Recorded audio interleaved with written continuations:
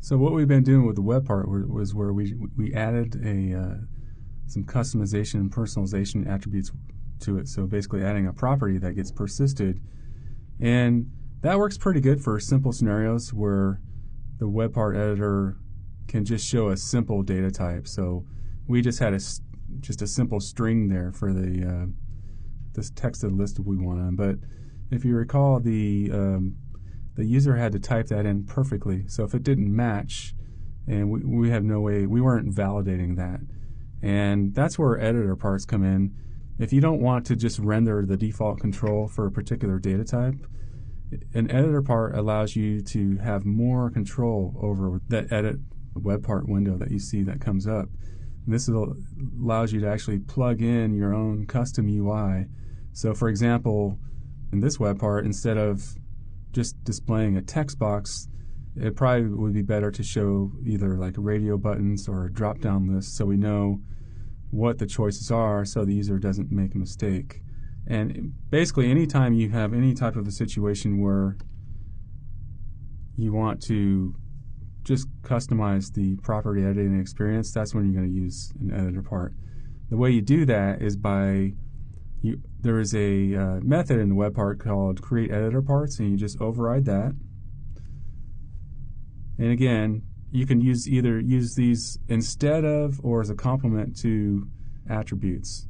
So in a simple case, we could use instead of the property that we have, or you can use it to complement it. So you could actually set your property. We could still, if you wanted to use web browsable true, that's fine, but then the SharePoint framework is still going to persist that value to the content database. So this time, let's go ahead and we'll add an editor part to our web part. So what we're going to do now is we're going to basically enhance the editing experience of our web part. So before the list property was just being rendered as a simple text box. Well, let's change that to be a drop-down box. So what I'm going to do is I'm going to add a class,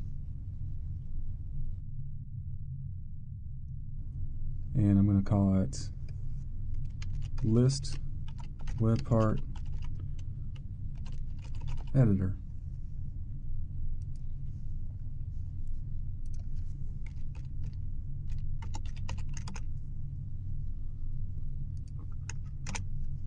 And I'll go ahead and need to inherit from the editor part class.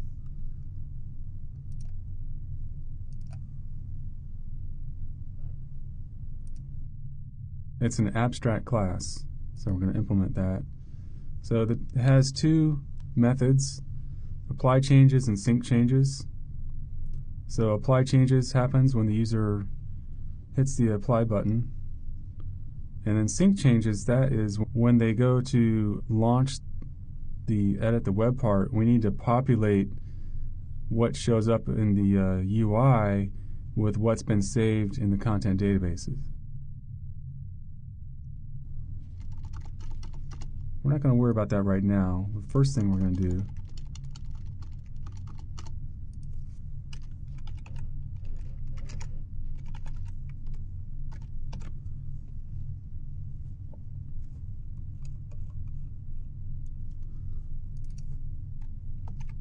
add a constructor here.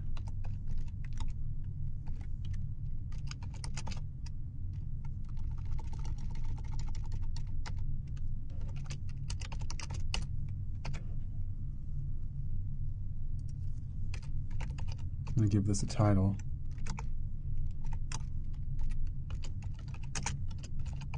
Call it list selector.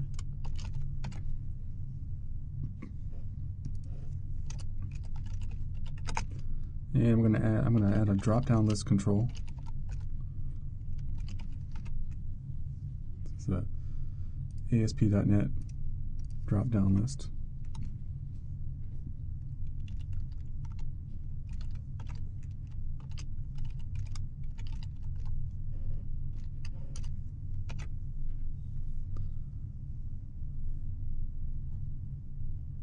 And I'm going to overwrite create child controls.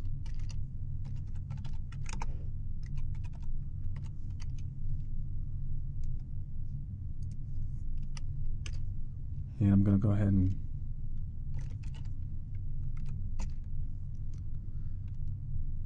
initialize my lists drop-down list.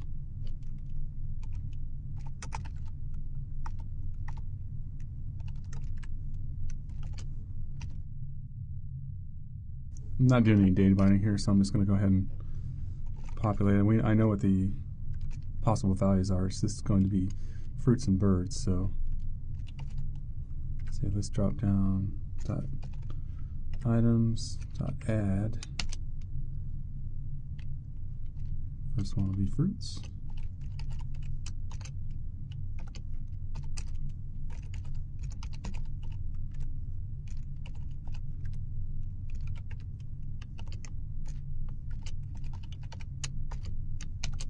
One is birds.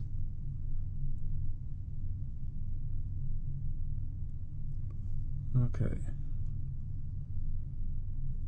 So now we want to do sync changes. So what we want to happen here, I'm going to go back to the web part.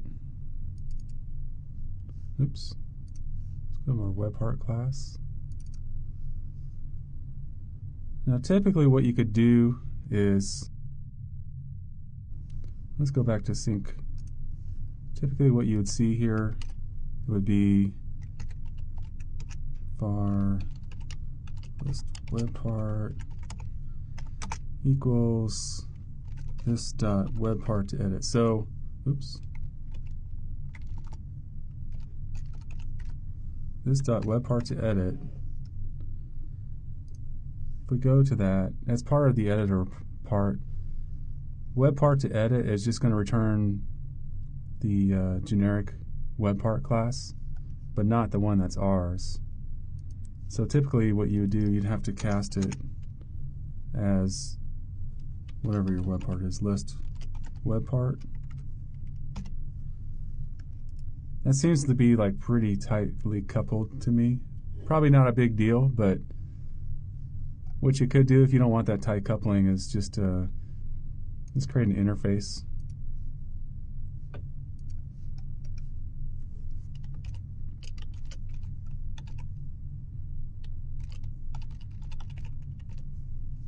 So I'm going to create an interface called iListProperty.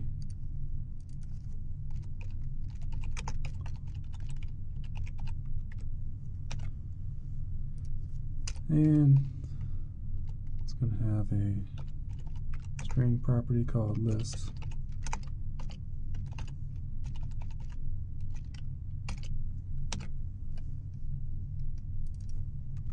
And I can go back to my web part and tell it to implement that interface. So it's already implementing the interface because it has the property right here. But it's just a little bit cleaner code. I can come in here and then I can cast that interface. So now I'm just programming against the interface. I don't need to program against the whole web part. All I need is the value of that. So I can even say here,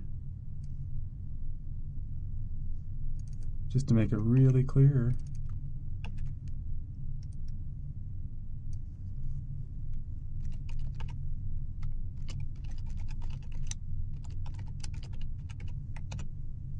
could do something like that. So now when I go into IntelliSense, oops,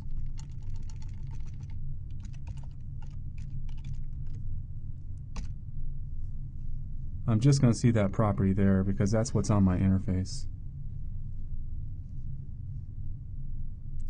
So what I want to do is I want to set my list drop-down text of it equal to the value of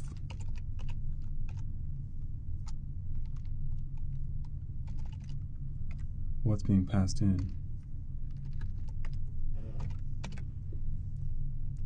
Okay, so what's happening here is this is when sync changes is going to get called whenever the web part editor is launched in the UI in the browser, because it needs to be populated with what has already been saved for that property, so it shows what the user's already chosen.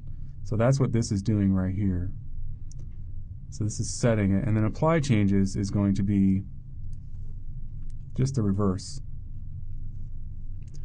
So I can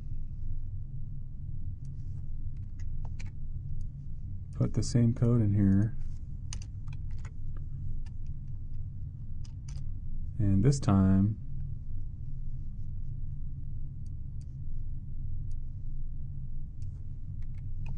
it's going to be the opposite.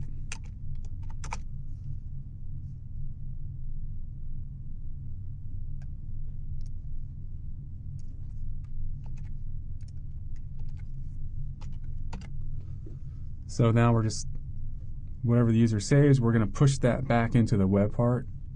And by setting that property in the web part, then that's going to save the changes in the content database. So now what we have to do, so this is great. We've created a list web part editor, but the web part still doesn't know anything about it. So we have to tell the web part editor that we're going to be using that. So the way we do that is I'm going to override the CreateEditorParts.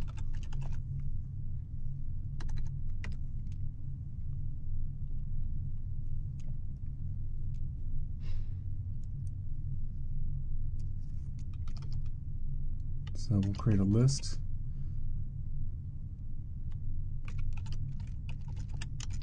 Of editor parts.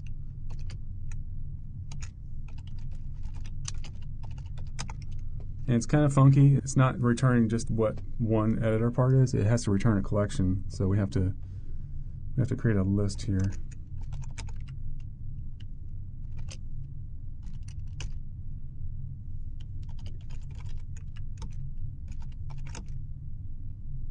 So here's where we're going to actually instantiate our list editor web part.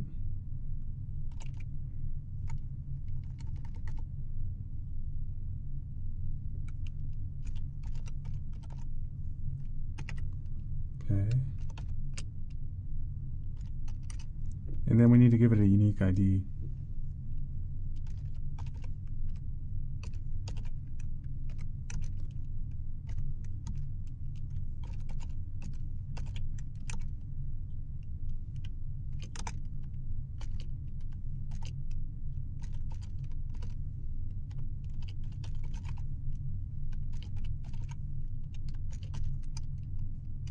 And then we're going to take the editor parts collection. We need to add that, add our part that we just instantiated. Then we need to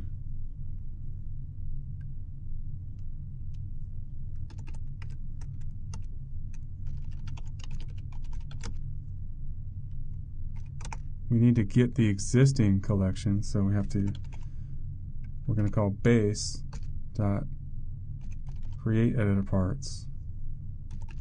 So this gives us the whatever editor parts have already been created. We need to get that collection, and then we're going to add our part to that collection and then return it.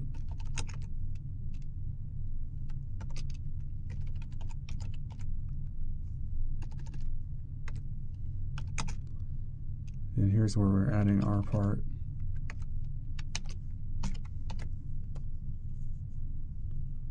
So now what we're going to do is go back to our property, and we don't want that to show up anymore because we have a special custom editor for it. So we're going to get rid of all this, but we're going to keep personalizable true because that's the magic key that stores it in the SharePoint content database. And that's what we really care about. The UI for it is going to be here. We're creating the UI. It's going to be our list web part editor. So I'm going to go ahead and deploy this.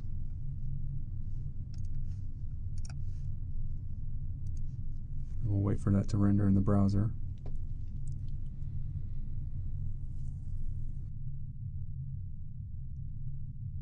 Okay, so now let's render in the page. So let's edit our page.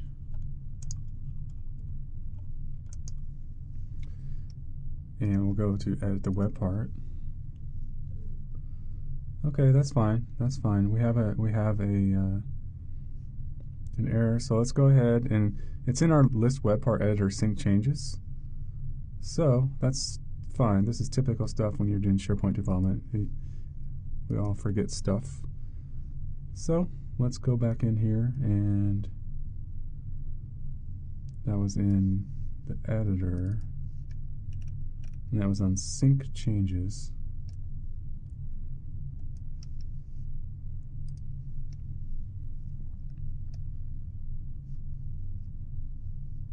And let's set our breakpoint.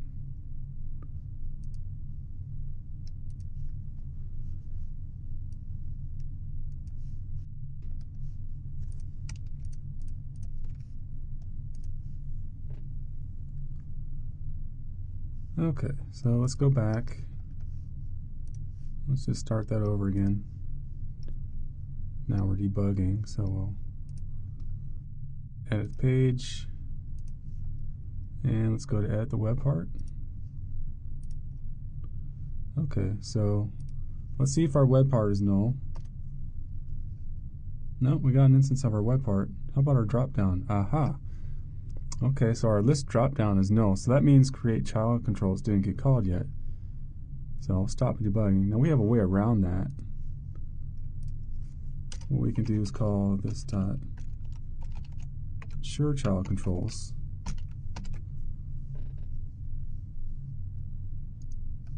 Let's redeploy this. So this is going to make sure that we have our dropdown instantiated.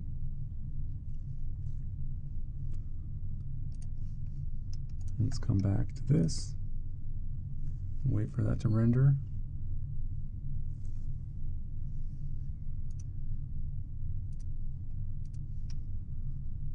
And let's go and edit our web part. And there it is. Okay, and here's our list selector.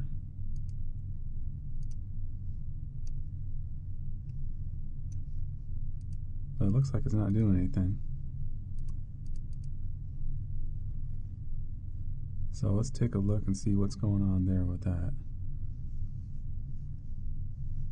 Let's close this.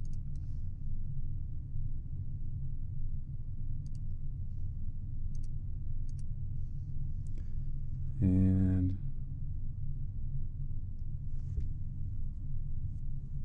it looks like we forgot to add that to the control tree. So we created a drop-down list, and that's great. But we didn't add that to the current control tree.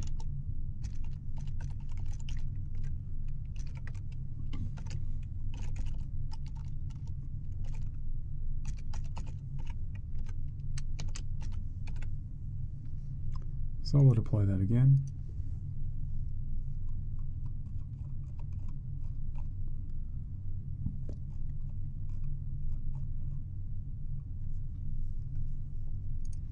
Wait for that to render.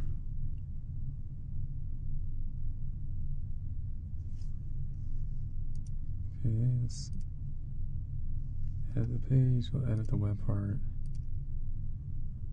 And here we go. So it's set to fruit, so it got set correctly. Let's change it to birds. And we'll go ahead and click OK. And it looks like it changed the UI to birds. So what we just did there is by creating the editor part, we just made a little bit better UI experience for the user to set properties on our web part. Sometimes you can do that, you don't need to do it. Other times it's a good idea to do it, especially if you want to control the UI instead of letting SharePoint or ASP.NET determine what UI control to render for your data type.